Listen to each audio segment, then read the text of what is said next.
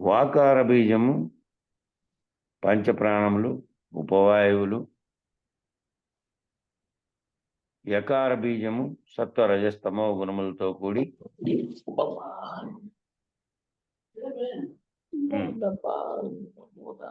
చేసుకున్నప్ప open అయినట్లు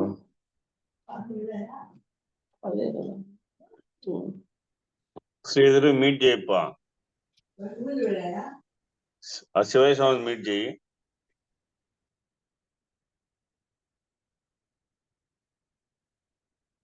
జై స్వామి. జయ గురన్న.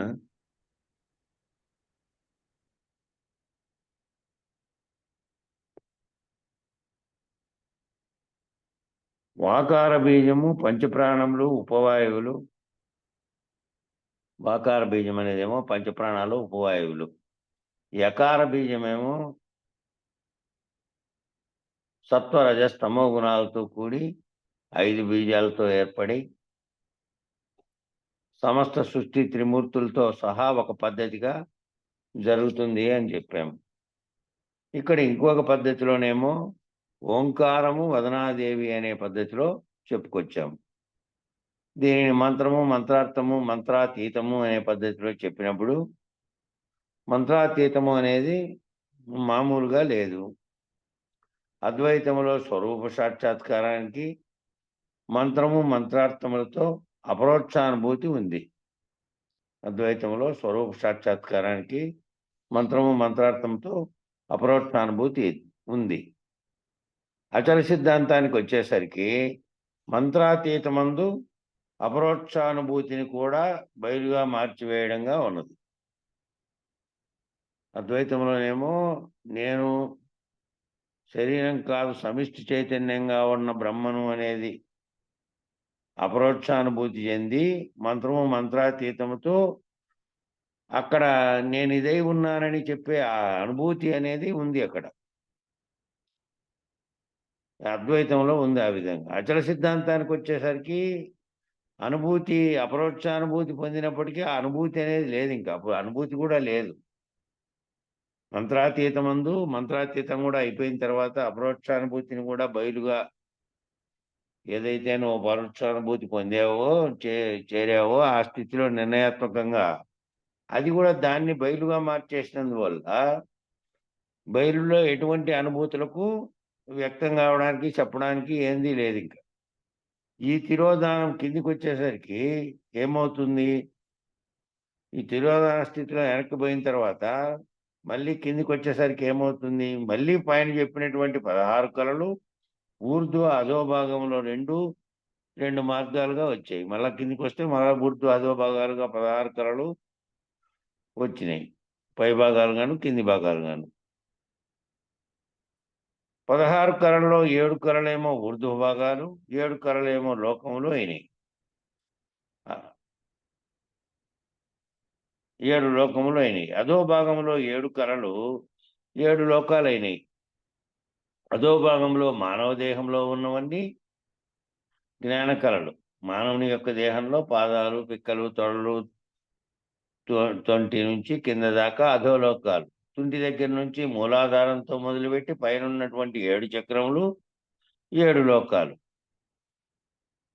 మానవ శరీరంలోనే కింద 7, పైన 7 అధోలోకాలు, ఊర్ధ్వలోకాలుగా చెప్పారు. ఇక్కడ 14 లోకాలుగా చెప్పండివన్నీ ఇవే ఇక్కడ.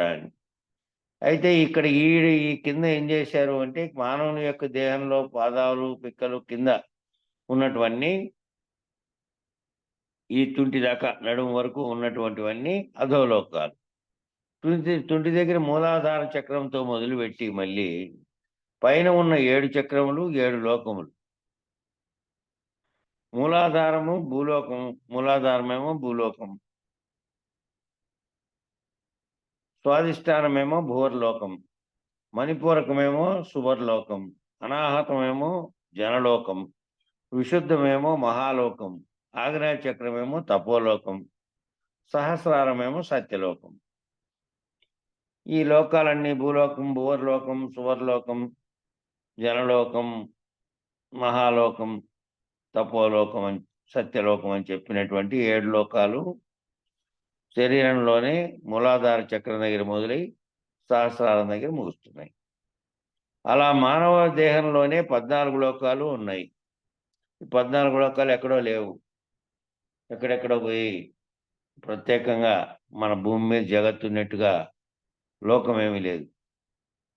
ఇక్కడే ఉన్నాయి లోకాలన్నీ. ఈ 14 లోకాలకు 14 కళలు పూర్ణ కళ అన్నప్పుడేమో సహస్రారంలో జ్ఞానం పొందటము అంటే అది పూర్ణ కళ. ఆ జ్ఞానం పొందడం అనేదేమో పూర్ణ కళ. 15 కళలు లోక కళలు. ఈ 14 లోకాలకు 14 కళలు. ఈ పూర్ణ కళ అన్నప్పుడేమో సహస్రారంలో జ్ఞానం పొందడం అంటే అదే పూర్ణ కళ. 15 కళలు లోక కళలు, 16వ కళ ఏమో అలోక కళ. ఈ 15 కళలోనేమో లోక కళలు, 16వదేమో అలోక కళ. అలోక కళలో ప్రపంచం తోచినప్పటికీ దాని మీద మిథ్యాభావన కలగడం, లేకపోతే ప్రపంచమే తోచకుండా పోవడం జరుగుతుంది. అలోక కళ అంటే ప్రపంచం అనేది ఒక మిథ్యాభావంగా అది ఉన్నప్పటికీ తెలుస్తున్నప్పటికీ ఆ పూర్ణ కళ అన్నప్పుడేమో సహస్రారంలో జ్ఞానం పొందడము అదే పూర్ణ కళ. ఆ 15 కళలు లోక కళలు, 16వ కళ అలోక కళ. అలోక కళలో ప్రపంచం తోచినప్పటికీ అలోక కళలో ప్రపంచం అనేది తోచినప్పటికీ దాని మీద మిథ్యాభావన కలగడం వల్ల అది లేనిదేను అని తోచినప్పటికీ అది లేనిదేననే భావన కలగడం వల్ల, లేకపోతే ప్రపంచమే తోచకుండా పోవడం జరుగుతుంది. లేదంటే ప్రపంచమే అనేది తోచకుండా పోవడం అనేటువంటి జరుగుతుంది. ఈ అలోక కళ ద్వారా అన్యము తోచలేదో ఉన్నటువంటి బ్రహ్మ సాక్షాత్కారం ఆవిర్భవిస్తుంది. ఈ అలోక కళ ద్వారా ఇంకా వేరేది అన్యం అనేది తోచకుండా ఎప్పుడైతే అవుతుందో, ఆ తోచకుండా అయినప్పుడు ఉన్నటువంటి బ్రహ్మ సాక్షాత్కారం ఆవిర్భవిస్తుంది. అలోక కళ ఎప్పుడైతే లోక కళ అనేది తోచకున్నాను, లేదంటే తోచినప్పటికీ కూడా అది మిథ్యాభావన అనే భావనతో ఉంటేనేమో మిథ్య ఇదంతా లేకనే కనపడుతున్నటువంటి కళలో కనపడుతున్నటువంటి దృశ్యంలాగా భావిస్తాడు. లేదంటే అసలు తోచనే లేదనుకో, ఆ తోచనే లేదు అనేవానికి ఉన్నట్టున్నటువంటి బ్రహ్మ సాక్షాత్కారం అనేది అది కలుగుతుంది. భావనలోనే ఆ సాక్షాత్కారం అంటే ప్రత్యక్షంగా ప్రదర్శనలా దృశ్యంగా కనపడేది లేదు. ఆ ఉన్నట్టున్నటువంటి బ్రహ్మ సాక్షాత్కారం అనే భావన ఆవిర్భవిస్తుంది. ఆ భావన వస్తుంది. ఇక్కడ కళలను లోకములను సమన్వయం చేస్తున్నాం. ఇక్కడ కళలని లోకాలని సమన్వయం చేస్తున్నారు. వేరే వేరే పాఠాలు ఒక చోటకు తీసుకొచ్చి సమన్వయం చేస్తున్నాము. వేరే వేరే చోట్ల పాఠాల్లో చెప్పినటువంటి అంశాలు ఒక చోటకు తీసుకొచ్చి ఇక్కడ ఆ ఒక చోట సమన్వయం చేస్తున్నాం. నిష్కళ అనేది ఏదైతే ఉందో అక్కడ వ్యవహారం లేదు. నిష్కళ అనే చోట వ్యవహారం లేదు. వ్యవహారం ఉంది అంటే కళల్లో లోక కళల్లో ఉన్నట్టు. నిష్కళనేమో అలోక కళ కాబట్టి అక్కడ వ్యవహారం లేదు. కారణం నశించింది, కానీ మహాకారణం అక్కడ ఉంది. కారణం అనేది నశించింది కానీ మహాకారణం అనేది ఉంది. ఆ మహాకారణమే ప్రత్యేగాత్మ. ఈ కారణం అనేది నశించింది కానీ ఇక్కడికి వచ్చిన తర్వాత నిష్కళలో మహాకారణమేమో ఉంది. ఆ మహాకారణం ఏమిటంటే ప్రత్యేగాత్మ తురియం. తురియానికి స్థానం ఇది ప్రత్యేగాత్మ అనేది. ఈ ప్రత్యేగాత్మ తురియ స్థానము మహాకారణం కూడా స్థూల సూక్ష్మ కారణములు దాటిపోయిన తర్వాత తురియంలోకి వెళ్ళినప్పుడు అక్కడ మహాకారణం ఉంటుంది.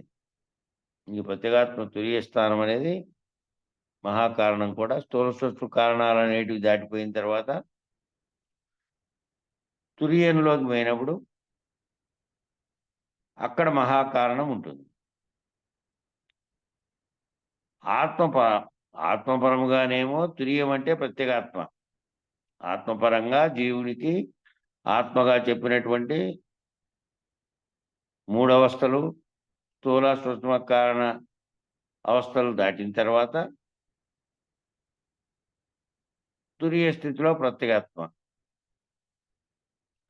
సృష్టిపరంగా తీసుకుంటేనేమో వ్యష్టిపరంగా కాకుండా సృష్టిపరంగా తీసుకుంటే తురియం మహాకారణము, మహాకారణమే ఈశ్వరుడు. ఇక్కడేమో స్థూల సూక్ష్మ కారణానికి విషుడు, తైజసుడు, ప్రాజ్ఞుడు. ఇక నాలుగోది అయినటువంటి తురియానికి అభిమాని అయినటువంటి ప్రత్యేగాత్మ చెప్పారు జీవునికి. ఈ ప్రత్యేగాత్మ తురియ స్థితి జీవునిలో చెప్పినప్పుడేమో ప్రత్యేగాత్మ. సృష్టిపరంగా ఇది కారణం, వ్యష్టిపరంగానేమో ఇదే మహాకారణం అయితే, సమిష్టి పరంగా తీసుకుంటే వ్యష్టిపరంగా ఇది మహాకారణం అయితే తురియ స్థితి ప్రత్యేగాత్మ స్థితి. సమిష్టి పరంగా తీసుకుంటే మహాకారణమే ఈశ్వరుడు. సృష్టిపరంగా తీసుకుంటే ఏమో తురియం అనేది మహాకారణము, మహాకారణమే ఈశ్వరుడు. విరాట్, హిరణ్య గర్భ, అవ్యాకృత, పరమాత్మ మూల ప్రకృతి అనే ఈశ్వరుడు అంటే ఒకటే. అట్లా ఈడ ఏ విధంగా వ్యష్టికి అభిమానులు వ్యష్టి యొక్క అవస్థలను బట్టి అభిమానులు ఉన్నారో అట్లా సమిష్టిలో ఉన్న సమిష్టికర్త అయినటువంటి ఈశ్వరునికి విరాట్, హిరణ్య గర్భ, అవ్యాకృత, పరమాత్మ లేక మూల ప్రకృతి అనేది ఉన్నట్లే ఆ నాలుగో స్థితి ఏమిటి సమిష్టిలో అంటే అదే మహాకారణం. జీవతనువులు, ఈశ్వరతనువులు. జీవతనువులు, ఈశ్వరతనువులు. ఈశ్వరతనువులు ఏమో పరమాత్మ ఈశ్వరుడు. ఇట్లా ఇక్కడ తురియము అనేది ప్రత్యేగాత్మగా ఉంది. వ్యష్టిలో, సమిష్టిలో ఈశ్వరుడే మహాకారణంగాను ఉంది. ఈశ్వరునికి మళ్ళీ స్థూల సూక్ష్మ కారణాలు ఉన్నాయి. ఈశ్వరునికి కూడా స్థూల సూక్ష్మ కారణాలు ఉన్నాయి. విరాట్, హిరణ్య గర్భ, అవ్యాకృత అవస్థలు. ఆ అవస్థలు, ఆ శరీరాలు వాటికి అతీతమైనవి. వాటికి సాక్షి రూపమైనదేమో పరమాత్మ. ఈ ఈశ్వరునికి కలిగినటువంటి ఈ విరాట్, హిరణ్య గర్భ, అవ్యాకృత అనేటివేమో జీవునుకున్నట్టుగానే అవస్థలు. జాగ్రత్త, స్వప్న, సుషుప్తి, తురియము ఏ విధంగా ఉన్నాయో అదేవిధంగా ఈశ్వరునికి స్థూల సూక్ష్మ కారణాలు ఏవి అంటే విరాట్, హిరణ్య గర్భ, అవ్యాకృతమైన అవస్థలు. ఆ అవస్థలు, ఆ శరీరాలు వాటికి అతీతమైనవి. వాటికి సాక్షి రూపమైనది పరమాత్మ. వాటికి సాక్షిగా ఉన్నటువంటి స్థితిలో ఉన్నదేమో పరమాత్మ. ఇక్కడ సాక్షిగా ఉన్నది జీవునికేమో ప్రత్యేగాత్మ. ఈ మూడవస్థల్ని గుర్తించి మూడవస్థలకి అతీతంగా ఉన్న స్థితిలో ప్రత్యేగాత్మ ఉంది. అట్లా ఈ మూడవస్థలకి అతీతమైనటువంటి స్థితిలో పరమాత్మ ఉంది. సమిష్టిలో పరమాత్మ ఉంది. ప్రత్యేగాత్మ మహాకారణము ఒకటే అయింది. ఇక్కడ ప్రత్యేగాత్మ మహాకారణము ఒకటే అయింది. మహాకారణము సమిష్టిలో ఈశ్వరుడు అన్నాము. ఈశ్వరులో మళ్ళీ మూడవస్థలు, మూడు శరీరాలు చెప్పాము. అక్కడ మరలా ఈశ్వరుని యొక్క తురియ స్థితి చెప్పాము. ఈశ్వరుని యొక్క తురియ స్థితే కేవలాత్మ. ఈశ్వరుని యొక్క తురియ స్థితే కేవలాత్మ. వ్యష్టి యొక్క తురియ స్థితి ప్రత్యేగాత్మ అయినట్లు ఈశ్వరుని యొక్క తురియ స్థితి కేవలాత్మ. కనుక మహాకారణ శరీరానికి ఉన్నటువంటి లక్షణాలతో, మహాకారణ శరీరానికి ఉండే లక్షణాలతో ఎవరైతే జీవుడుగా అవస్థాత్రయ సాక్షిగా, మూడవస్థలకు సాక్షిగా తురియములకు వెళ్ళాడో వాడప్పుడు మహాకారణముగా ఉన్నాడు. జీవుడుగా ఉన్నటువంటి వాడు ఎవరైతే జీవుడుగా ఉండి అవస్థాత్రయాలకు సాక్షిగా ఉండి మూడవస్థలకి తురియంలోకి వెళ్ళాడో వాడప్పుడు మహాకారణంగా ఉన్నాడు. వాడి పేరు ఏమిటి? పేరు లేదు. ఇంక ప్రత్యేగాత్మ. ఆ స్థితి ప్రత్యేగాత్మ స్థితి పేరే అది. వాడి పేరు ఏమిటి అంటే ఆ స్థితిలో ఉన్నవి ఆ స్థితి పేరే ప్రత్యేగాత్మ. 2 పద్ధతుల్లో చెబుతున్నాం. ప్రత్యేగాత్మ అంటున్నాం, మరలా మహాకారణం అంటున్నాం. 2 పద్ధతుల్లో ఇక్కడ వివరిస్తున్నాం. ఒకటేమో ప్రత్యేగాత్మ అంటున్నాం, మరలా మహాకారణం అంటున్నాం. ఈ మహాకారణం అనేది ఈశ్వరుని యొక్క ఎరుక. మహాకారణం అనేది ఏమి ఎరుక అంటే సమిష్టిలో మొదట కలిగినటువంటి ఎరుక. సమిష్టిలో కలిగినటువంటి ఎరుక. ఆ మహాకారణం అనేది. కాబట్టి మహాకారణము, ఈశ్వరుడు ఒక్కటయ్యారు. అక్కడ మహాకారణము, ఈశ్వరుడు ఒక్కటయ్యారు. సమిష్టిలో కలిగినటువంటి ఎరుకలో నుంచినే మళ్ళీ అనేకాలుగా ఏర్పడిన తర్వాత ఏర్పడినటువంటి ఖండ ఎరుకలుగా ఏర్పడిందంతా తర్వాత కిందికి దిగి వచ్చిన తర్వాత పైన మహాకారణము, ఈశ్వరుడు ఒక్కటయ్యారు. మరలా ఆ ప్రత్యేగాత్మ పరమాత్మ తుర్యానుభవంలో మళ్ళీ ఇట్లా తీసుకొని తుర్యానుభవంలో తీసుకుంటే ప్రత్యేగాత్మ పరమాత్మ ఒక్కటే. జీవుని యొక్క 4వ 3వ అవస్థలను దాటి అవస్థాత్రయ సాక్షిగా ప్రత్యేగాత్మగా ఉన్నటువంటి స్థితిలో జీవుడు పరమాత్మ విరాట్ హిరణ్యగర్భ అవ్యాకృత స్థాయిగా దాటిన తర్వాత తుర్యానుభవంలో ఉన్నటువంటి పరమాత్మ ఆ ఇద్దరు ఒక్కటే. ఇద్దరు 3వ అవస్థలకు సాక్షులుగా ఉన్నటువంటి ఒకటేమో సమిష్టిగాను ఒకటేమో వెష్టిగాను ఉంది. ఆ 2 ఒక్కటే, తుర్యానుభవంలో ఒక్కటే. అయితే ఈశ్వరుడు కూడా వ్యవహారం చేస్తున్నాడు కదా. ఈశ్వరుడు కూడా వ్యవహారం చేస్తున్నాడు కదా. జీవుడు వ్యవహారం చేసినట్టే ఈశ్వరుడు వ్యవహారం చేస్తున్నాడు కదా. అంటే సృష్టి స్థితి లయలు చేస్తున్నాడు. ఈశ్వరుడు చేస్తున్నది ఏంటంటే సృష్టి స్థితి లయలు అనే 3 కార్యాలు.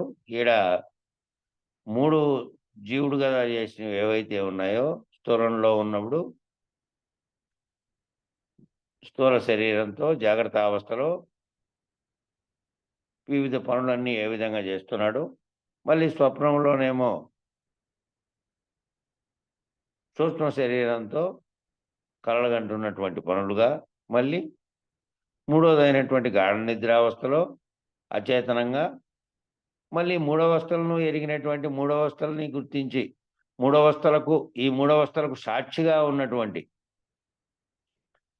తురియ స్థితిలో ప్రత్యేగాత్మగా ఉన్నాడు. అంటే జీవుడు చేసినట్టే ఈశ్వరుడు కూడా సృష్టి స్థితి లయలు అనే 3 కార్యాలు చేస్తున్నాడు. సృష్టి అనే జాగ్రత్త అవస్థ స్థితి లయలు అనే 3 కూడా ఈ మామూలుగా 3 అవస్థలలాగే అవి. ఈ 3 ఈశ్వరుడు సమిష్టిగా చేస్తున్నాడు. అసమిష్టిగా చేస్తున్నందువల్ల జరుగుతున్నటువంటివి ఏంటంటే సృష్టిలో జరిగేటువంటి కార్యాలన్నీ జరుగుతూ ఉన్నాయి. అనుగ్రహ తిరోధానాలు చేస్తున్నాడు. అనుగ్రహించడము, తిరోధానం చేయడము 2 చేస్తున్నాడు. పుట్టడము, స్థితి కల్పించడం, లయం కావడం, ఇవన్నీ మహాకారణంలో జరుగుతున్నాయి. మహాకారణంలో ఉన్నటువంటి దాంట్లో జరుగుతున్నాయి. వ్యష్టి కారణంలో జరగడం లేదు. వ్యష్టి కారణంలో సృష్టి స్థితి లయాలు మహాకారణంగా ఉన్నటువంటి ఈశ్వరుడిలో జరుగుతున్నాయి. ఈశ్వరుడు ఆ 3 అవస్థలకి దాటినటువంటి స్థితిలో ఈశ్వరుడే సమిష్టిలో మహాకారణంగా, తురియ స్థితిలో మహాకారణంగా ఉన్నాడు. మహాకారణంగా ఉన్నటువంటి వ్యష్టి ప్రత్యేగాత్మ, మహాకారణంగా ఉన్నటువంటి సమిష్టికి పరమాత్మ సాక్షిభూతులై ఉన్నారు. ఆ 2 ఒకటే.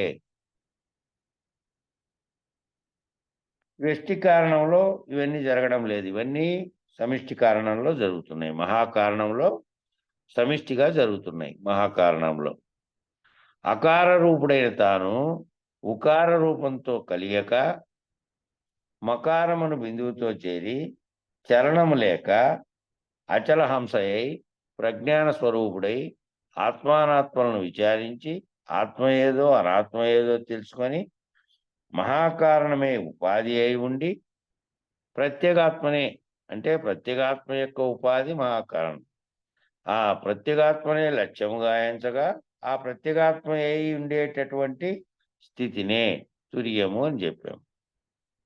తురియము ప్రత్యేగాత్మ మహాకారణం ఒక్కటిగా చేసేసాం.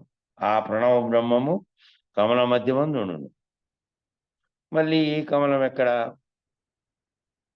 ఈ పేర మళ్ళా చూడండి. అకార రూపుడైనటువంటి తాను ఉకారముతో కలియక ఉకారం అనే దాంతో కలవకుండా మకారం అనే బిందువుతో చేరి చలనమేమీ లేకుండా అచల హంస అయి ప్రజ్ఞాన స్వరూపుడై ఆత్మ అనాత్మలను విచారించి ఆత్మ అనాత్మలను రెండింటిని విచారించి ఆత్మ ఏదో అనాత్మ ఏదో తెలుసుకొని ఆత్మ ఏది అనాత్మ ఏది అనేది తెలుసుకొని మహాకారణమే ఉపాధి అయి ఉండి మహాకారణమే అంటే మూడవస్థలకి సాక్షిగా ఉన్నటువంటి ఆ ఉపాధి అయి మహాకారణమే ఉపాధి అయి ఉండి ప్రత్యేగాత్మనే అంటే ప్రత్యేగాత్మ యొక్క ఉపాధి ఏమిటి అంటే మహాకారణమే ప్రత్యేగాత్మ యొక్క ఉపాధి. ఆ ప్రత్యేగాత్మనే లక్ష్యముగా ఎంచగా దాన్నే లక్ష్యంగా ఎంచితే ఆ ప్రత్యేగాత్మయే అయి ఉండేటటువంటి స్థితినే ఆ ప్రత్యేగాత్మయే అట్లే ఉండేటువంటి స్థితినే మూడవస్థలకి మీరినటువంటి స్థితిలో ఈ మూడవస్థలని తాను సాక్షిగా ఉండి ప్రత్యేగాత్మగా ఉండి కిందికి దిగిరాకుండా కింద దీంతో తాదాత్మ్యం చెందకుండా ఉండే స్థితిలో ప్రత్యేగాత్మగా ఉండే స్థితినే తురియము అని చెప్పాము. తురియము ప్రత్యేగాత్మ మహాకారణము ఒక్కటి చేశాం. తురియము ప్రత్యేగాత్మ ఇక్కడ జీవుడు ఉన్నటువంటి జీవుని యొక్క స్థితి మహాకారణం అనేటువంటి సమిష్టిగా ఉన్నటువంటి ఈశ్వరుని యొక్క తురియ స్థితే. కాబట్టి ఈ మూడింటిని ఒక్కటిగా చేసేసాం. తురియము ప్రత్యేగాత్మ మహాకారణం ఒక్కటిగా చేసేసాం. ఆ ప్రణవ బ్రహ్మము కమల మధ్యమందుండును. ఆ ప్రణవ బ్రహ్మం అనేది ప్రణవ బ్రహ్మము ఓంకారం అనే దానికి కారణమైనటువంటి శబ్దం. ప్రణవ బ్రహ్మము కమల మధ్యమందు ఉండును అంటే మళ్ళీ ఈ కమలం ఎక్కడ అంటే మళ్ళీ సహస్రారంలో 1000 రేకులున్నాయి. 1000 రేకులలో మళ్ళీ అక్కడ రెండవ దంతరగా 8 రేకులున్నాయి. ఆ 1000 రేకులను 8 భాగాలు చేస్తే అష్టదళ పద్మంలో ఉన్న ఒక్కొక్క దళమునకు 125 దళాలున్నాయి. ఈ అవ్యక్తం ఎక్కడి నుంచి అంటే అష్టదళ కమల మధ్యమందు ఉన్నది. ఇదంతా షట్చక్రములు హంస పద్ధతిలో ఉంటుంది. దీనిని అనుసరించేవారు తక్కువ థియరీగా చెప్తున్నాం. దీనికంతా ఎక్కువ సిద్ధాంతం చెప్పకుండా తక్కువ థియరీగా చెప్తున్నాము అంటున్నారు. థియరీ అంటే సిద్ధాంతం యొక్క వివరణ. థియరీ అనేది నిర్వచనం అన్నమాట. విషయానికి విపులంగా చేసే నిర్వచనం. ఆ నిర్వచనం థియరీగా చెప్తున్నాం, తక్కువగా చెప్తున్నాం. ఇది ఎక్కువ చెప్పకుండా దీన్ని అంటున్నారు. ఎందుకంటే ఇదంతా యోగ పద్ధతిలో ఉన్నటువంటి తారకంలో యోగ పద్ధతిలో వస్తుంది ఇదంతా. ఈ చెబుతున్నటువంటి ఈ సహస్రారంలో 1000 రేకులున్నాయి.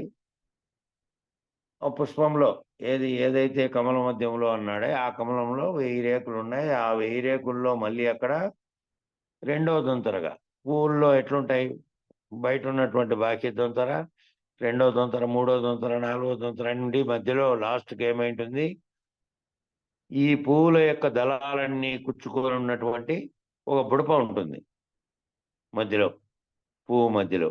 దాని నుంచినే ఈ దళాలన్నీ పుట్టుకొచ్చింటాయి. అట్లా దొంతరలుగా ఉంటాయి. అట్లా దొంతరగా అక్కడ రెండవ దొంతరగా 8 రేకులు ఉన్నాయి. ఆ 1000 రేకులను 8 భాగాలు చేస్తే అష్టదళ పద్మంలో ఉన్నటువంటి ఒక్కొక్క దళానికి 125 దళాలు ఉన్నాయి. ఈ అవ్యక్తం ఎక్కడ ఉంది అంటే అష్టదళ కమల మధ్యమందు ఉంది. ఆ అష్టదళములు 8 దళముల యొక్క కమల మధ్యమందు ఉంది. ఇదంతా షట్చక్రములు హంస పద్ధతిలో. ఇదంతా 6 చక్రాలు. ఈ చక్రాలన్నీ చెప్పారు కదా, మూలాధార చక్రం దగ్గర నుంచి సహస్రారం వరకు చెప్పినటువంటి చక్రాలు హంస పద్ధతిలో ఉంటుంది. హంస పద్ధతిలో అంటే ఈ పీల్చుకోవడం, ఊపిరి పీల్చుకోవడం సోహం అనే దీంట్లో గాలిని పీల్చుకోవడం, మళ్ళీ వదలడం అనేటువంటి ప్రాణాయామములు చేసేటువంటి అంశ పద్ధతిలో ఉంటుంది. దీన్ని అనుసరించేవారు తక్కువ. దీన్ని వాళ్ళు తక్కువ.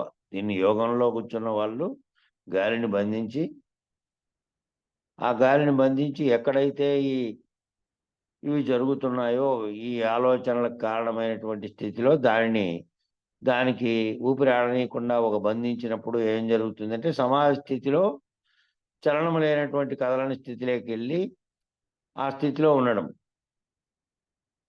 దాన్నేదో గాలిని బంధించి కుమ్మకం బట్టి ఆ సమాధి స్థితిలో కూర్చునే వాళ్ళే అది యోగంలో చేస్తారు. యోగ వాసిష్టలో భృశంధుడు అనే కాకి యోగ పద్ధతిలో చిరంజీవి అయింది అని చెప్పారు. యోగ వాసిష్టంలో ఆ గ్రంథంలో చెప్పారట. భృశంధుడు అనే కాకి యోగ పద్ధతిలో చిరంజీవి అయిందంట. భగవద్గీతలో కూడా 18 అధ్యాయాలలోనూ యోగం అనే మాట వాడారు. ఈ యోగం అనే పదము భగవద్గీతలో కూడా అన్ని అధ్యాయాల్లోనూ 18 అధ్యాయాల్లో కూడా వాడారు. కానీ దాని యొక్క వివరణ మాత్రం ఉత్తర గీతలో ఉంది. దాని వివరణ ఏమో ఉత్తర గీతలో ఉందట. మరలా యుద్ధం పూర్తి అయిన తర్వాత అర్జునుడు, ఈ బోధ నువ్వు చెప్పావు గాని చెప్పినట్లు ఆచరించలేదు. ఇప్పుడు మోక్షం కోసం భగవద్గీతను మరలా చెప్పమన్నాడు. ఆ భగవద్గీత అప్పుడు యుద్ధ సమయంలోనేమో అక్కడ బోధించినావు. అది ఆ ఆ భగవద్గీత అనేది అప్పుడు బోధించిందేమో నాకు అర్థమయ్యే పద్ధతిలో నా కర్తవ్యాన్ని గుర్తు చేస్తూ చెప్పినట్టుగా దానికి తోస్తోంది. ఇప్పుడు మోక్షం కోసము, ఈ ముక్తి కోసం, ఇందులో నుంచి ముక్తి కలగడం కోసం, నా మోక్షం కోసం నాకు మరలా భగవద్గీతను మరలా చెప్పమన్నాడు. యోగ పద్ధతిలో చెప్పిందే ఉత్తర గీత. ఆ ఉత్తర గీత అనేది ఏంది అంటే, ఈ యోగం అనే పద్ధతిలో చెప్పిండేదే ఉత్తర గీత. ఉత్తర అంటే తరువాత చెప్పినది అని అర్థం. ఉత్తర అంటే తర్వాత ఉత్తరోత్తర అనే పదం వాడుతుంటారు మీరు మామూలుగా గ్రంథాల్లో వస్తూ ఉంటుంది. ఉత్తరోత్తర అంటే ముందు వెనుకలు అన్నట్టు, తర్వాత అన్నట్టు. ఉత్తరోత్తర అంటే ఉత్తరం అంటే తర్వాత, ఆ తర్వాత చెప్పిందే ఉత్తర గీత. పూర్వం అంటే ముందు చెప్పింది అని అర్థం. సాంఖ్య తారక మనస్కాలలో తారక పద్ధతిలో ఈ అంశ యొక్క సంచారము కానీ, కుండలినిలో మూలాధారం దగ్గర నుండి సహస్రారం వరకు, ఆ పైన ద్వాదశాంతము, సగుణ సాక్షాత్కారము, ఇలాంటి పేర్లు ఎన్నో ఉన్నాయి యోగ పద్ధతిలో. మూలాధారం దగ్గర నుంచి, కుండలిని దగ్గర నుంచి, మూలాధారం దగ్గర నుంచి సహస్రారం వరకు, ఆ పైన ద్వాదశాంతము, సగుణ సాక్షాత్కారం, ఇలాంటి పేర్లు ఎన్నో ఉన్నాయి. దాని తర్వాత మండలత్రయము దాటడము, ఆ మండలత్రయమునకు అతీతంగా శింసుమారక చక్రము దగ్గర ఈ మిథ్యా ప్రపంచము, జీవేశ్వరులు అంతా కూడా ఏ మూలంలో అయితే తోచిందో ఆ మూలము దగ్గర చేరితే ఈ తోచినది తోచకుండా పోతుంది. అంటే ఇది యోగాభ్యాసం చేసేవాళ్ళు ఏ సహస్రారంలో అయితే ఇదంతా తోస్తోందో అక్కడ గాలిని ఉచ్ఛ్వాస నిశ్వాసములు చేయకుండా బాగా పీల్చుకొని బంధించినటువంటి దాంట్లో ఊపిరాడనీయకుండా చేస్తే అది పని చేయకుండా స్తంభించినటువంటి స్థితిలో సమాధి స్థితి అని అంటుంటారు. సమాధి స్థితిలో ఎప్పుడైనా సమాధి స్థితిలోకి పోయి మళ్ళీ మెలకువ లేకుండా ఉన్నటువంటి స్థితిలో నుంచి మళ్ళీ గుర్తెరిగే స్థితిలోకి రావడం అనేటువంటిది యోగాభ్యాసంలో చేస్తుంది. అక్కడ ఆ విధంగా కనుక బంధిస్తే ఈ తోచినదంతా తోచకుండా పోతుంది. ఇది తోస్తున్నందు వల్లనే కదా, తోస్తేనే ఏది తోస్తున్నప్పుడు అన్నిటినీ భావిస్తున్నావు, చూస్తున్నావు, జగత్ అనేది అంతా ఉంది.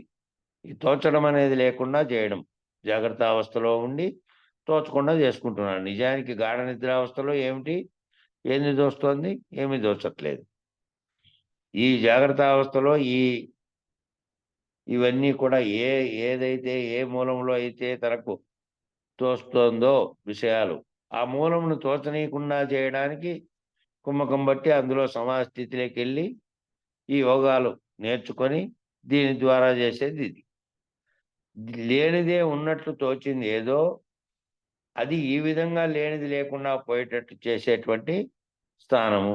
ఈ శింసుమార చక్రం అంటే తోచుట అక్కడే, లేకపోవుట అక్కడే. ఈ శింసుమార చక్రం అనే చోటే ఆ తోచుట, తోచకపోవుట అనేది 2 కూడా అక్కడే జరుగుతున్నాయి. ఈ శింసుమారక చక్రం నుంచి కొంచెం దిగితే ప్రకాశ బిందువు, విమర్శ బిందువు, వాటి యొక్క కలయికలో మిశ్రమ బిందువు, ఈ మూడింటి వలన మండలత్రయము. ఈ 3 మండలాలు ఏ కోణంలో ఏ బిందువుగా వచ్చిందేమో ఆ త్రిగుణాంతర్గత దీపికగా ఒక ప్రత్యేగాత్మ లేక సంవిత్ బిందువు ఈ 4వ బిందువుతో కూడి బిందు చతుష్టయం నుంచి సృష్టి అవ్యక్తము అని చెప్పాము. ఆ శింసుమారక చక్రం నుంచి కొంచెం కిందికి దిగితే ప్రకాశ బిందువు అనేది, విమర్శ బిందువు అనేది, ఆ వాటి యొక్క కలయికతో మళ్ళా మిశ్రమ బిందువు అనేది, ఒకటేమో ప్రకాశ బిందువు, ఒకటేమో మళ్ళా విమర్శ బిందువు, వాటి యొక్క కలయికతో మళ్ళా మిశ్రమ బిందువు. ఈ మూడింటి వలన మండలత్రయం అనేది ఏర్పడి ఆ 3 మండలాలు ఏ కోణంలో ఏ బిందువుగా వచ్చిందో ఆ త్రికోణాంతర్గత దీపికగా ఒక ప్రత్యేగాత్మ లేక సంవిత్ బిందువు అనేది ఈ 4వ బిందువుతో కూడి బిందు చతుష్టయం నుంచి సృష్టి అవ్యక్తం అనేది చెప్పాం. ఇక్కడ 3 బిందువులు చెప్పి 4వ బిందువు కూడా కలిసి 4వ బిందువుతో కలిసి బిందు చతుష్టయం నుంచి సృష్టి అనేది అవ్యక్తమని చెప్పాము. ఈ బిందు చతుష్టయమనే ఆత్మ అని కూడా చెప్పాము. ఈ బిందు చతుష్టయం 4 కలిసిన తర్వాత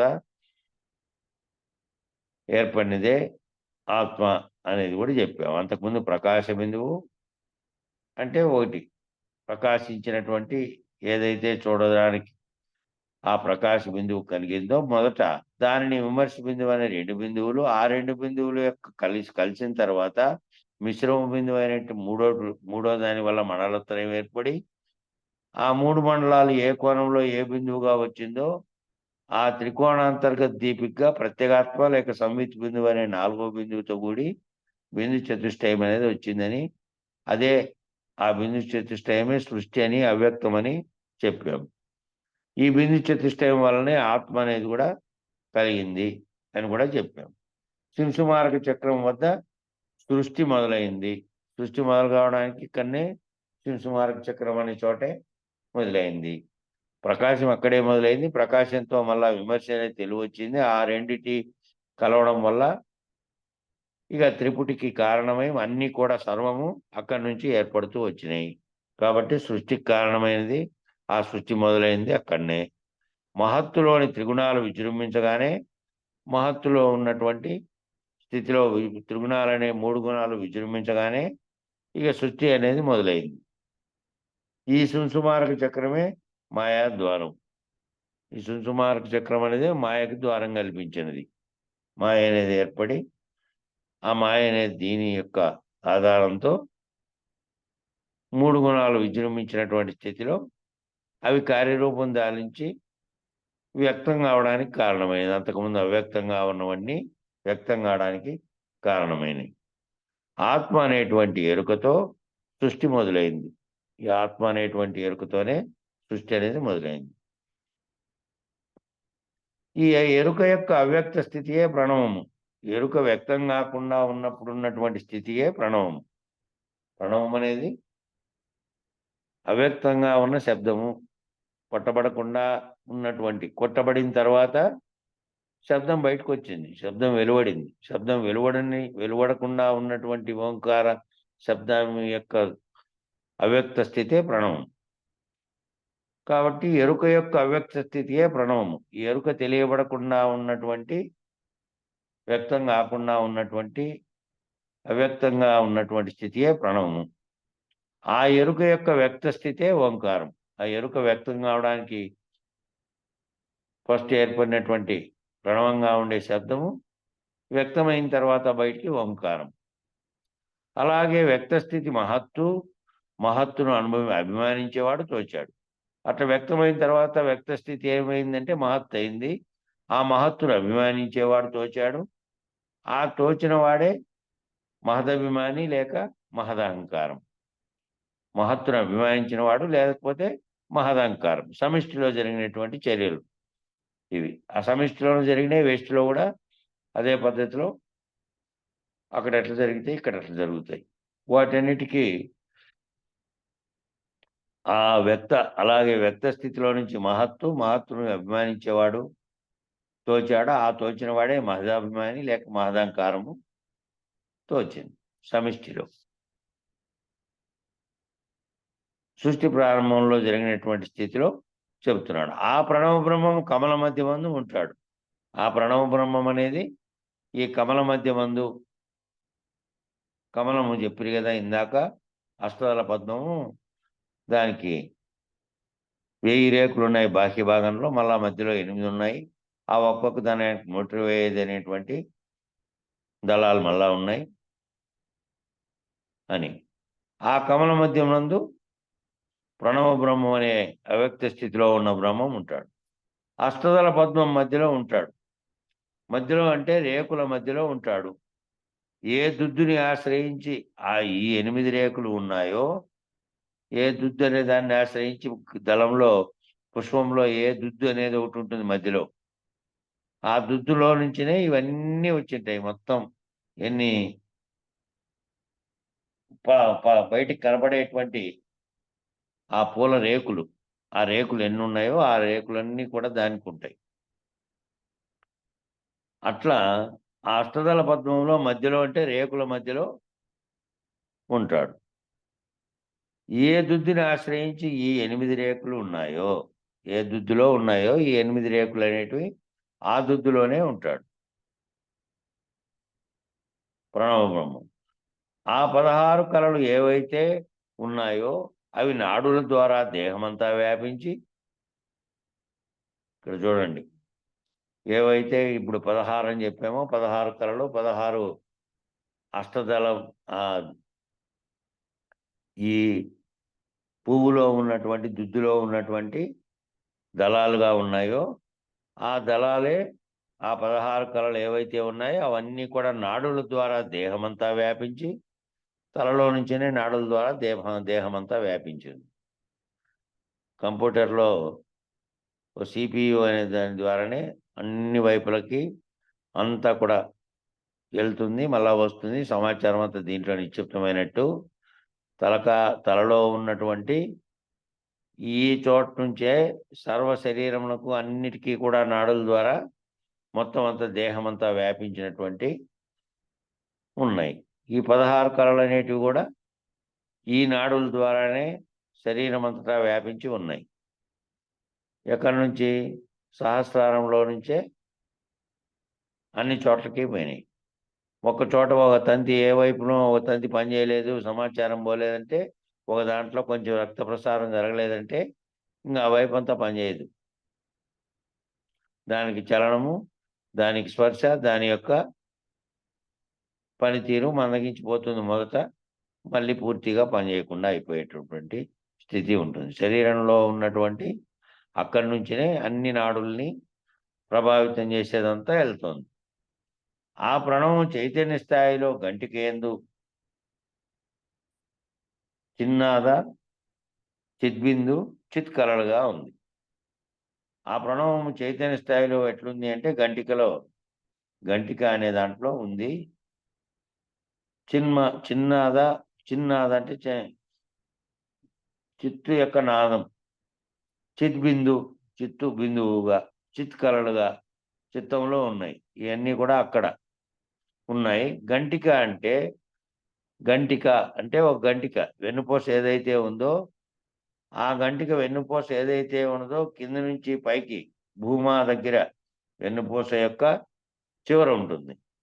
ఆ భూమా అని చెప్పబడిన దాని దగ్గర వెన్నుపూస చివరంతా కూడా ఎక్కడికి పోయి తలకాయ దగ్గర చివరిలో అక్కడ ఉంటుంది. ఆ వెన్నుపూస యొక్క చివరి నుండి అన్ని నాడులు కూడా ప్రారంభమైతే ఆ నాడులన్నీ కూడా దాని వెంబడైతే తలలో నుంచి అన్ని వెన్నుపూస ద్వారానే ఈ నాడులన్నీ కూడా దాని ద్వారా ప్రయాణం చేసి అన్ని వైపులకి మళ్ళీ విస్తరించినాయి. అన్ని చోట్లకు అనేకంగా ఉన్నటువంటి చోట్లకి. ఉదాహరణకు చెప్పాలంటే కరెంట్ అనేది ఓ మీటర్ పెట్టెకి ఓ చోటుకొస్తే కేవలం ఆ 2 వైర్లు అక్కడి నుంచి వస్తే దాంట్లో ఒకటి ఎర్త్ ఫేస్‌గా ఉంటే ఆ రెండింటి నుంచి అనేకమైనటువంటి ఇంట్లంతలక్క పరుచుకున్నటువంటి వైర్లు దీనిలన్నిటికీ ప్రధాన కారణం అక్కడి నుంచినే వస్తుంది. అక్కడి నుంచి వచ్చినటువంటి దాంట్లోనే అన్ని వైపులకు పరుచుకున్నట్టుగా తలలో నుంచి వచ్చినటువంటి ఆ నాడులన్నీ వెన్నుపూస వెంబడిత ఎక్కడివక్కడ మళ్ళీ చేతుల్లోకి, కాళ్ళలోకి మళ్ళీ అనేకమైనటువంటి కనెక్షన్‌లుగా విభజించబడి కనెక్ట్ అయి ఉన్నాయి. నిజానికి వాళ్ళ మ్యాప్ గూడా తయారు చేసినట్టుంది. కైవల్యాశ్రమం వాళ్ళ దగ్గర మ్యాప్ గూడా ఉంది. ఒక మ్యాప్‌లో చూపిస్తే ఏ విధంగా ఈ కండరాలంటే ఇవన్నీ నాడులుగా పోయినాయని. సైన్స్ పద్ధతిలో ఉందది. సైన్స్ పద్ధతిలో వాళ్ళు వివరించినట్టే వాళ్ళేమో కెమెరాల ద్వారా వాళ్ళేమో వ్యష్టి శరీరాలను కోసి తయారు చేశారు. వీళ్ళేమో అప్పటికే ఇవన్నీ ఆధునికమైనటువంటి కోసి చూసేది లేకపోయినప్పటికీ వాళ్ళు కూడా పాశ్చాత్యులు అయినా సరే, మన సనాతనులైనా సరే, భారతీయ సనాతనులైనా సరే ఆ కాలంలోనే ఒక దేహం పడిపోతే, ఓ దేహం చనిపోతే ఆ దేహంలో ఉన్నటువంటి అవన్నీ ఏ విధంగా ఏమైనాయి అని చూడడానికి కోసి, చూసి మామూలు పద్ధతిలోనే ఎక్కడైతే ఏ విధమైనటువంటి ఇది జరిగింది అనే దాన్ని మళ్ళీ అట్లాగే కుట్టేసి, మళ్ళీ ఖననం చేసినటువంటి సందర్భాలు గూడా సనాతనమైనటువంటి ఆయుర్వేద చరిత్రలో ఉన్నాయి. దానికి వాళ్ళు మన గ్రీక్ పద్ధతిలో గ్రీకులు, యూరోపియన్లు ఈ మిగతా పద్ధతిలో వైద్యం చేసిన వాళ్ళు గూడా ఇవన్నీ ఎట్లెట్ల పోతున్నాయి, ఏమిటేమిటి అనేది గమనించే చేశారు.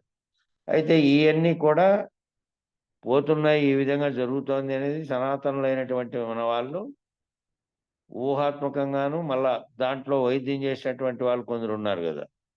వైద్య శాస్త్రాన్ని దీ దీనిల ఆధారంగానే వైద్య శాస్త్రాన్ని ఎప్పుడో వేదాలు పుట్టిన కాలంలోనే మొట్టమొదట చరకుడు ఇంకొకాయన ధన్వంతరి.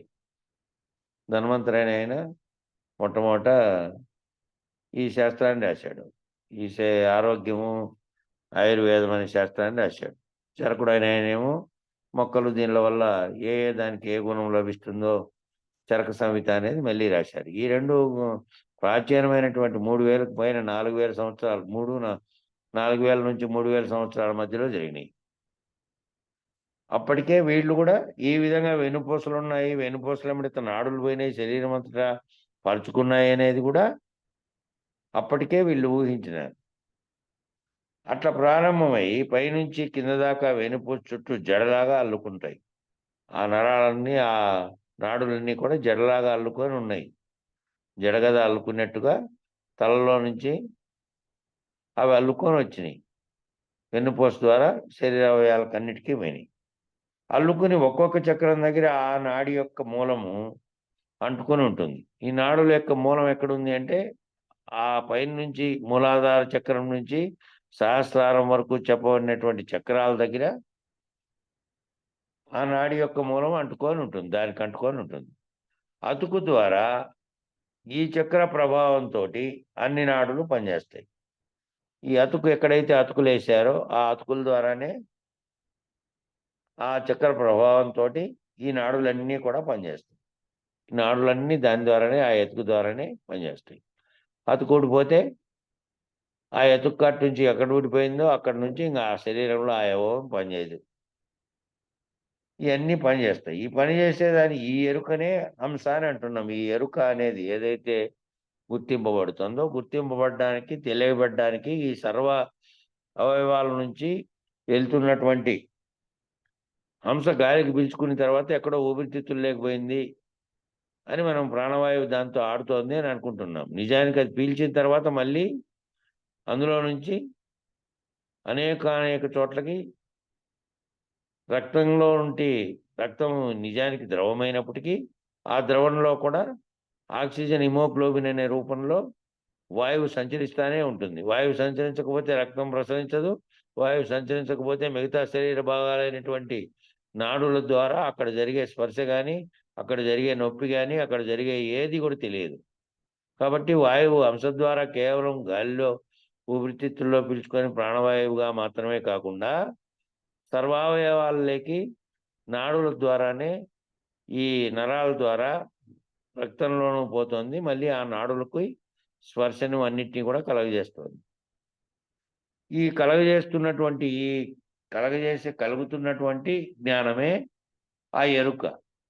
ఎరుక అనే జ్ఞానం, ఆ కలుగజేస్తున్నదే ఆ ఎరుక అనే జ్ఞానం. 16 కళలు ఉన్నాయి కదా, ఇవన్నీ అంశకళలే. 16 కళలు అనేటివన్నీ కూడా అంశకళలు. అంశ యొక్క 16 కళలు మానవుని యొక్క దేహంలో సకల నాడులలో నిండి ఉన్నాయి. ఈ 16 కళలు అనేటివన్నీ కూడా ఈ హంస అనే గాలి పీల్చుకుంటున్నామే లోపలికి పీల్చుకోవడం వదలడం అనేటువంటి హంస యొక్క కళలు. ఆ హంస యొక్క 16 కళలు కూడా మానవుని యొక్క దేహంలో అన్ని నాడుల్లోనూ ఉన్నాయి. సకల నాడుల్లో కూడా ఈ 16 కళల యొక్క ప్రభావం హంసనాడుల ద్వారా ఉన్నాయి. లేకపోతే అవన్నీ ఎక్కడెక్కడ లేకుండా ఉండే స్థితి అంటే ఆ నాడులకు స్పర్శ అది లేకుండా ఉన్నటువంటి అక్కడ ఏం జరుగుతుందో ఉండేటువంటి ఎరుకే లేకుండా అయిపోతాం. అది ఉంది కాబట్టి దాని ద్వారానే దాంట్లోనే ఆ ఎరుకంతా తెలియబడుతోంది. వాటన్నిటిలో ఏం జరుగుతోంది అనేది కూడా. అవి సుషుమ్నలో నిలవై ఉండి సుషుమ్న యందు వెన్నుపాములో సుషుమ్న అంటాం దాన్ని. ఇవేమో సుషుమ్నలో నాడిలో ఉండి ప్రధానమైనటువంటి అక్కడి నుంచి కిందికి మళ్ళీ వెన్నుపూసమిడిత అనేకాలుగా విడివడి అనేక భాగాలకు శరీరంలో ఉండే భాగాలకు వెన్నుపాము ద్వారా పోతాయి. సూక్ష్మ సుషుమ్న అంటాం. సుషిరమ.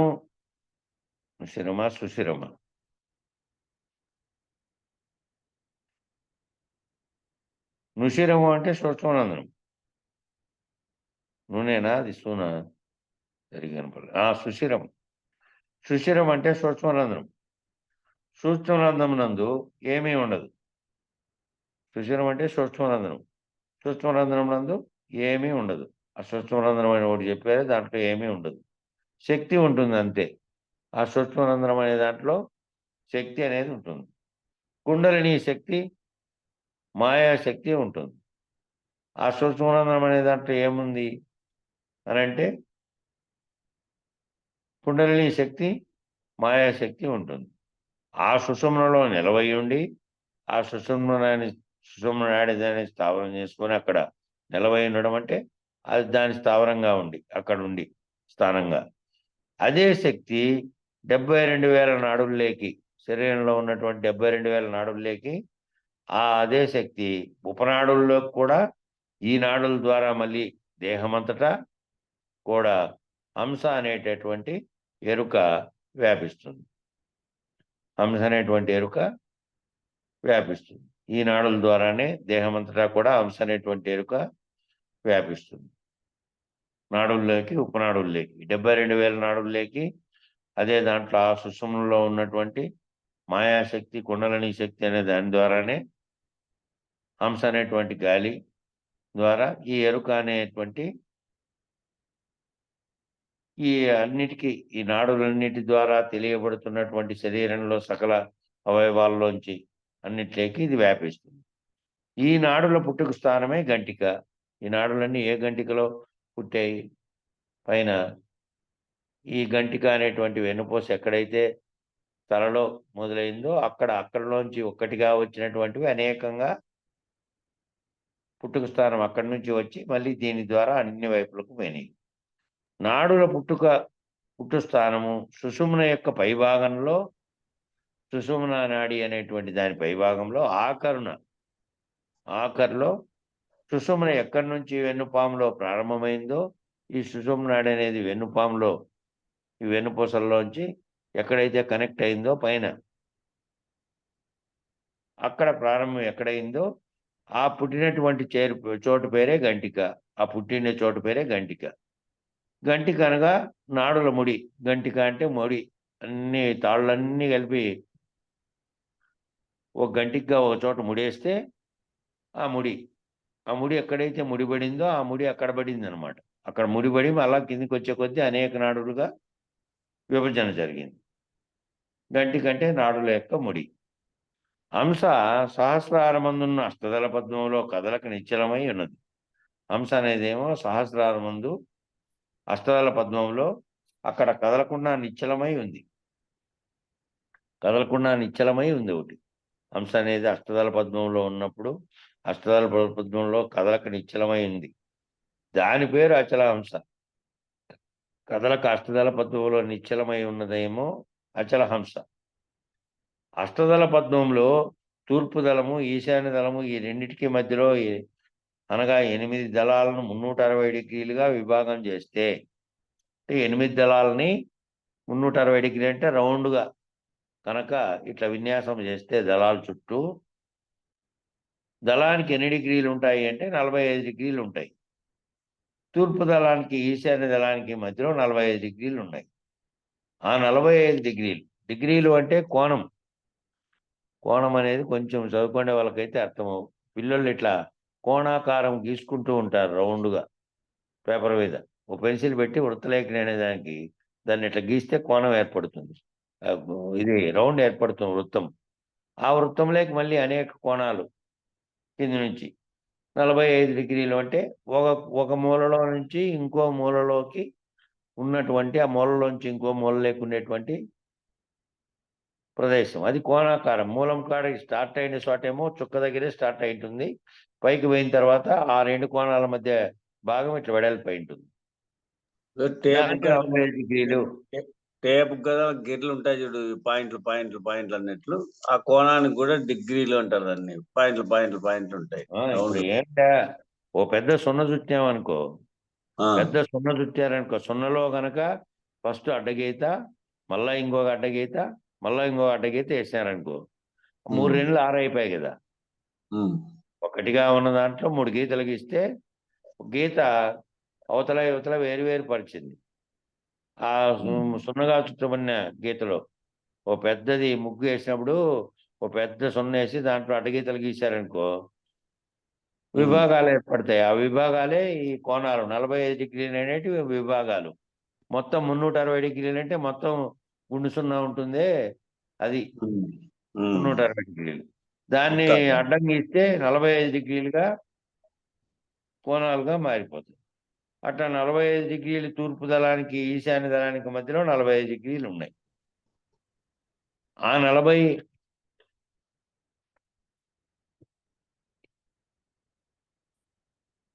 45 డిగ్రీలని మళ్ళీ దాన్ని సగంగా గనక 22.5 డిగ్రీలుగా విభజన చేస్తే, ఆ 45 డిగ్రీలుగా ఒక సున్నను ఏం చేశారంటే 45 అట్లా విభజిస్తే 360 కావాలి కదా. అట్లా విభజన జరిగింది. గీతలు గీసాం, అడ్డగీత గీసాం, మళ్ళా అడ్డగీత, మళ్ళా గీస్తే విభజన అయింది. దాంట్లో 45 డిగ్రీలు ఏర్పడిన దాన్ని మళ్ళా గనక కట్ చేస్తేనంటే సగం చేస్తే 22.5 డిగ్రీలుగా విభజన చేస్తే తూర్పు ఈశాన్య దళానికి మధ్య 22.5 డిగ్రీలతో ఒక స్థానం వస్తుంది. ఆ స్థానం నుంచే ఈ సహస్రారంలో ఉండేటటువంటి అష్టదళ కమల మధ్యమున ఉన్నటువంటి హంస ఈశాన్యమునకు తూర్పునకు మధ్యలో 22.5 డిగ్రీల తేడాతో మొదలయ్యి ఆజ్ఞాచక్రం దగ్గరికి వచ్చి కలుస్తుంది. ఆజ్ఞాచక్రమునకు ఆజ్ఞలు అందించబడుతూ ఉంటాయి. అందువల్ల దానికి ఆజ్ఞాచక్రం అని పేరు. ఈ 22.5 డిగ్రీలతో చెప్పినటువంటి ఈ మెదడుని ఒక వృత్తంగా భావించుకోండి. వృత్తం అంటే గుండు సున్నాగా ఉన్నటువంటి వృత్తంగా.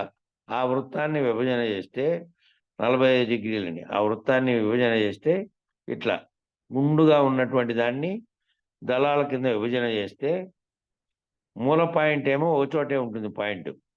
పైకి ఇట్లా గీయబడిన తర్వాత కోణం వెడల్పు అవుతుంది 45 డిగ్రీలు అది. ఆ 45 డిగ్రీల్లో మళ్ళా విభజన చేస్తే 22.5 డిగ్రీల్లో ఒక స్థానం వస్తుంది. ఆ స్థానం నుంచి ఈ సహస్రారంలో ఉండేటువంటి అష్టదళ కమల మధ్యమున ఉన్నటువంటి హంస, ఆ తూర్పు ఈశాన్య దానికి మధ్యలో ఉండేటువంటి దాంట్లో అంశ ఈశాన్యమునకు తూర్పుకు మధ్యలో 22.5 డిగ్రీల తేడాతో మొదలై ఉంటుంది. అది ఆజ్ఞాచక్రం దగ్గరికి వచ్చి కలుస్తుంది. ఆజ్ఞాచక్రం అని ఉండే దాని దగ్గరికి వచ్చి ఇది కలుస్తుంది. మామూలుగా ఇంక సైన్స్‌లో చెప్పాలంటే ఈశాన్యం అంటే ఎడమ కన్ను, ఈశాన్యం అంటే ఎడమ కన్ను, తూర్పు అంటే భూమధ్య స్థానం. ఆ! నిజానికి చెప్పాలంటే ఇంక వాళ్ళు సైన్స్ వాళ్ళు చెప్పిన దాంట్లో ప్రకారం గనక విభజించుకుంటే ఒక పెద్ద మెదడు, ఒక చిన్న మెదడు అనేది ఉంటుంది. ఈ మొత్తం జ్ఞాపకాలు, ఆలోచనలు వీటన్నిటి యొక్క స్ఫురణ, వీటిలో వచ్చినటువంటి అన్నిట్లో కలిగినటువంటి దాన్ని మళ్ళీ దాచుకొని, మళ్ళీ నీకు గుర్తు చేసేటువంటి ఇవన్నీ కూడా ఆ చిన్న మెదడు అనే దాంట్లో నిక్షిప్తమై ఉంటాయి. హ్మ్. ఆదేశాలన్నీ అదే కనుక్కొని అదే ఇస్తా ఉంటుంది. ఇక్కడేమో మనోళ్ళు చక్రాల పేరుతో చెప్పినారే, ఈ ఈశాన్యంలో ఉండే చక్రంగా ఉన్నటువంటి ఆ 2 ఈశాన్యానికి, తూర్పుకు మధ్యలో ఉన్నటువంటి 22.5 డిగ్రీల తేడాతో మొదలై ఆగ్నేయచక్రం దగ్గరికొచ్చి కలుస్తుంది అననేది ఆ ఆజ్ఞాచక్రమునకు ఆజ్ఞాచక్రం అంటే కుడి కన్ను. ఆ! నీలో ఆజ్ఞాచక్రం హ్మ్. ఆజ్ఞలు అందించబడుతూ ఉంటాయి దానికి. హ్మ్. ఆజ్ఞాచక్రానికి వచ్చినటువంటి ఈ చక్రంతో 22.5 డిగ్రీల తేడాతో మొదలై ఇక్కడ కలుస్తుంది. కలిసిన తర్వాత ఆజ్ఞాచక్రానికి ఆజ్ఞలు అందించబడుతూ ఉంటాయి. అందువల్ల దానికి ఆజ్ఞాచక్రం అని పేరు. అదే మళ్ళా శరీరంలోని అన్ని అవయవాలకు ఈ నాడుల ద్వారానే పోయి,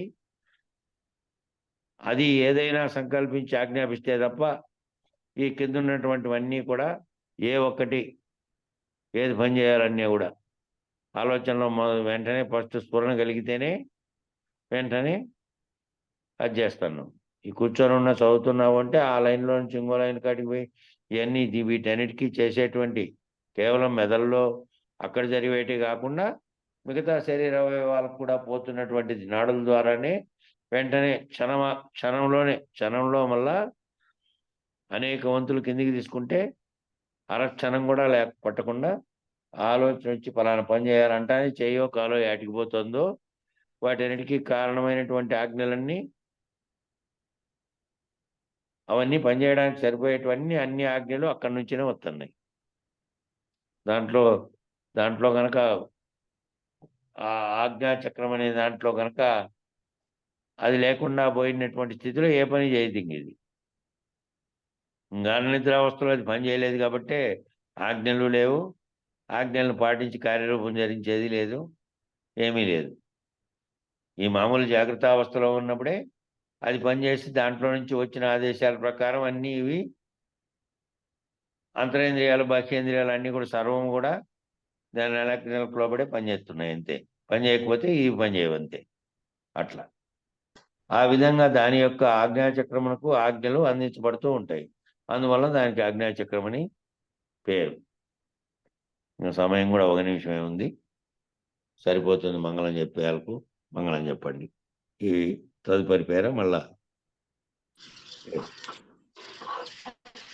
నిర్వికారాయ సకల నిత్యముక్తిదాయకాయ నిర్గుణాయ నిర్మలాయ నిత్యమంగళం సగుణ నిర్గుణ రహితాయ సంకల్పవర్జితాయ సర్వసాక్షతీతునకు సత్యమంగళం సత్తు చిత్తు సమసిపాయ శత్రు సంహారణాయ ఒత్తిలేని దీపముని కిత్తు మంగళం చేష్టలన్నీ ఉడిగిపాయ చేసేదేమి లేకపాయ శేషమ్మ మనసు మీలో చేరే మంగళం పరిపూర్ణాయ సకల భవ్య దివ్య రూపాయ పరశురామాయ సీతారామ మంగళం నిర్వికారాయ సకల నిత్యముక్తిదాయకాయ నిర్గుణాయ నిర్మలాయ నిత్యమంగళం మంగళం గురుదేవాయ మహనీయ గుణాత్మనే సర్వలోక శరణ్యాయ సాధురూపాయ మంగళం జై సద్గురు ప్రభు మహారాజుకు జై గురు పరంపరముకు జై.